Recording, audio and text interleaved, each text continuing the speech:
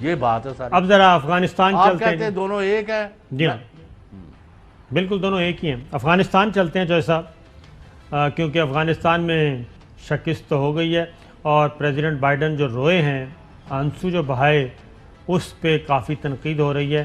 اور American media اور امریکی عوام، امریکی وہ کہہ رہی ہے کہ یہ اس طرح نہیں کرنا چاہیے تھا. سپر پاور کے صدر ہیں وہ، عالمی طاقت کے واحد اکلوتے صدر، اور ان کو یہ کام نہیں کرنا چاہیے تھا.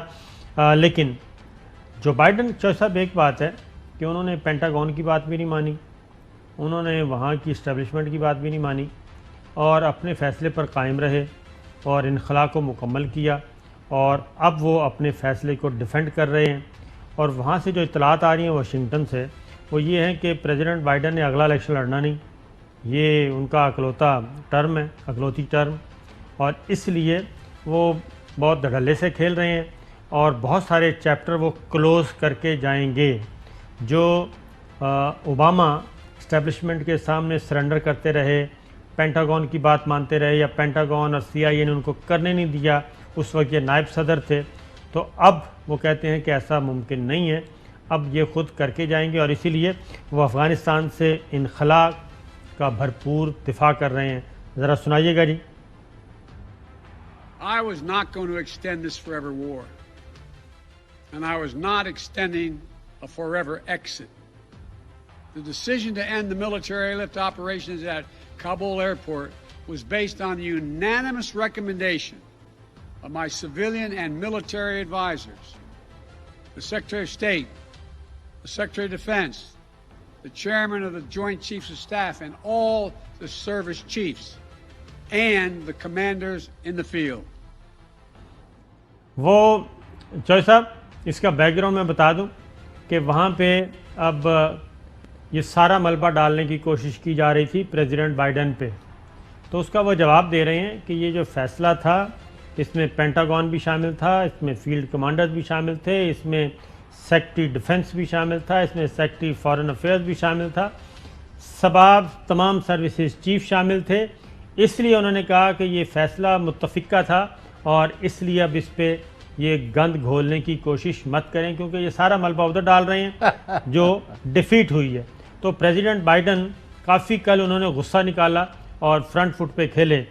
تو ایک اور سنیے، انہوں نے کہا کہ ہمارا یہ ہدف افغانستان ہمارا منزل نہیں ہے، اور نہ ہی یہ پروجیکٹ ہے، بلکہ ہمارا ہدف ہے روس اور چین، کیونکہ دشمن چاہتا تھا کہ ہم وہاں رہیں اور اس دلدل میں پڑے رہیں اور اس لڑائی کو آگے کریں، لیکن ہم نے وہاں سے نکلنا تھا اور میں اپنے فیصلے پر قائم ہوں.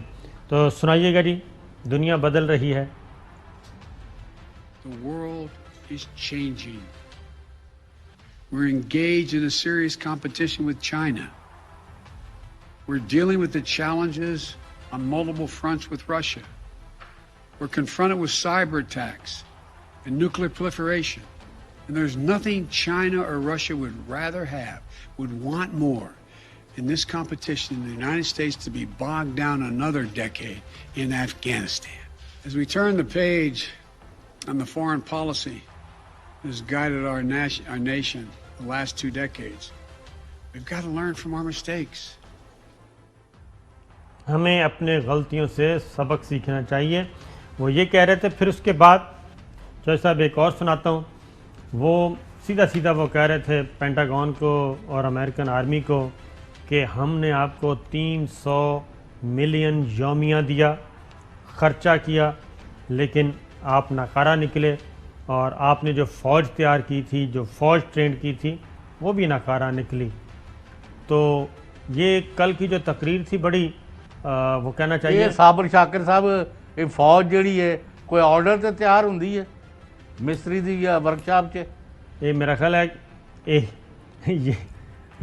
یہی تو کام ہے چوہے صاحب. انڈیا دی ورکشاپ چ انج ہی ہوندا ہے. وہ جس طرح ایک جعلی جا بندہ اتنے بٹھایا ہوندا، ہر وقت شاؤٹنگ کرتا رہتا، گالیاں دیندا رہتا پاکستان کو. جی ہاں. اور وہاں وہ اسٹریٹجی بتا رہا ہوتا ہے کہ اس کو اتنے ملین ڈالر بھیجتے جاؤ وہ لو. یعنی ابھی آپ جو بائیڈن کی جو بات ہے اس میں اس حد تک تو وزن ہے کہ جب آپ کیا بٹ گرام جی ہاں نہیں، وہاں سے آپ خالی کر گئے، بگرام آپ کی فوجیں واپس چلی گئی بگرام ایئر بیس. جی پھر آپ ایک ایئرپورٹ رہ گئے ہیں. جی اچھا بگرام جی. تو وہاں آپ ساری افغانستان پر طالبان کا قبضہ ہو گیا. آپ کے جو سو کال چمچے یا ایجنٹ تھے وہ بھاگ کے ہزاروں کی تعداد ایئرپورٹ پر آ رہے تھے، اور ان کی اتنی بری حالت تھی کہ وہ جہاز کے ساتھ لٹک کے وہاں سے بھاگ رہے تھے. تو اس وقت تو جو بائیڈن ٹھیک ہے، لیکن ایک دن پہلے جب فال آف کابل تھا، اس سے ایک دن پہلے جو انہوں نے فرمایا کہ ان کے پاس 3 لاکھ فوج ہے، وہ یہ 75,000 کیا کر لیں گے، ہم نے ان کو یہ دے دیا اور وہ دے دیا. اور اپنی حالت یہ ہے کہ اب ہیلی کاپٹر اور جہاز اور چیزیں ان کو انہوں نے نکارہ کرنے کے لیے ان کے اندر سوراخ کر دیے ہیں، ان کے وہ ونگز پھاڑ دیے. اب یہ دیکھ لیں اور یہ ہو کیا رہا ہے. اس میں بتاتا ہوں یہ کہ ہو گیا رہا ہے. پہلے ذرا جو بائیڈن کا شارٹ سن لیں، جو وہ کہہ رہے ہیں کہ ہم نے تو سب کچھ کیا لیکن ہماری فوج، اور آگے پھر افغانستان کی فوج ناکارہ نکلی. سنائیے جی.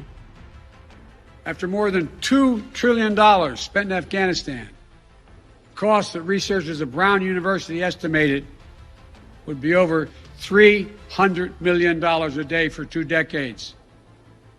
You take the number of 1 trillion, as many say, that's still $150 million a day for 2 decades.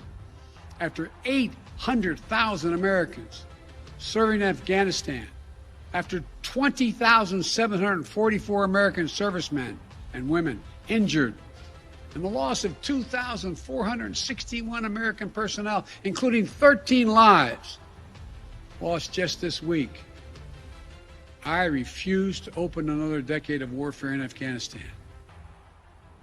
یہ پریزیڈنٹ بائیڈن بالکل صحیح بات کہہ رہے ہیں کہ 2 دہائیوں میں ہم نے اتنا کچھ خرچ کیا، فوج کو دیا، کیونکہ وہ انہوں نے ظاہر ہے یہ پینٹاگون کی ڈیمانڈ ہوتی تھی کہ اتنا خرچہ چاہیے، وہ دے دیتے تھے. 300 ملین یومیہ. اس کے بعد انہوں نے اپنی جو گنوائیں ان کا ذکر کیا، اور انہوں نے کہا کہ آپ کیا چاہتے ہیں کہ 1 دہائی میں اور جنگ لڑوں؟ یہ نہیں ہو سکتا. اور جو بائیڈن جو ہیں جی وہ بہت ہی دھڑلے سے اپنا کام کر رہے ہیں، اس میں کوئی شک نہیں. اب having said this جی لیکن اس کے بعد تو انہوں نے نئے محاذ کھول دے ہیں کہ روس اور چین کے ساتھ ہمارا مقابلہ ہے. اب تو انہوں نے ایک اور لیول اوپر لے گئے ہیں کنفرنٹیشن کو. تو کوئی بات نہیں. افغانستان کیا بیچتا ہے؟ انہوں نے تو دنیا کی طاقتوں کو للکارا ہے. بائیڈن جو ہے نا، میرا خیال ہے he is too old for this office now. تو صاحب نہیں، وہ بہتر یہی ہے کہ اپنے برابر دے نال متھا لاؤ. اپنے کمزور سے بلکہ بہت کمزور سے لگائیں گے تو اس میں رسوائی ہوتی ہے. اس کے علاوہ رسوائی کے علاوہ کچھ نہیں ملتا. تو وہ جو آپ نے کہا تھا نا کہ یہ اپنا جہاز میں بھی سوراخ کرائے، تو آپ نے دیکھا ہوگا کہ کب جو تگڑا آدمی اپنے فرعونیت میں تکبر میں بڑا چودھری جاتا ہے کسی غریب آدمی کے آگے سے کچھ ملتا نہیں ہے، تو واپسی پہ پھر اس کی دیواریں شواریں اور منجیاں کرسیاں توڑ کے آ جاتا ہے کہ جی میں اپنا کام کرے آیا. That's right. اب ذرا سنیے، بریک پہ جانے سے پہلے سنیے جی میڈیا اینکرز، امریکی میڈیا اینکرز کیا کہہ رہے ہیں صدر بائیڈن کے رونے پہ. This image of an American president, that's why I've been saying somebody so weak and frail and such a cognitive mess. America deserves better.